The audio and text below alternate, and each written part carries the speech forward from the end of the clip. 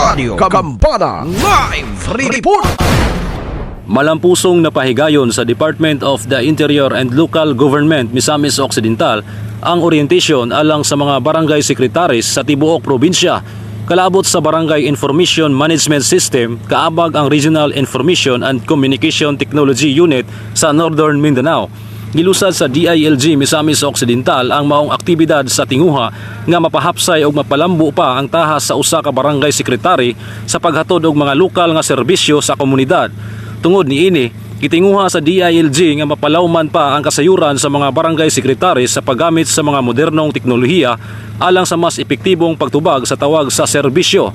Pinaagi sa maong aktibidad, gilauman ang kasayuran sa mga mitambong sa orientation. Kalabot sa hapsay nga workflow sa barangay gamit ang mga bagong teknolohiya sa paghipos ug pagtigom sa mga dokumento. Gawa sa mga barangay secretaries, mitambong sab sa maong kalihukan ang mga City of Municipal Local Government Operations Officer gikan sa nagkalain-laing local government units sa Misamis Occidental. Alang sa DXDD Radyo Kampana, ang radyo sa simbahan. Ako si Double D9 Noel Orino, Danag sa Dakbayan. Radio Kambana Live Report.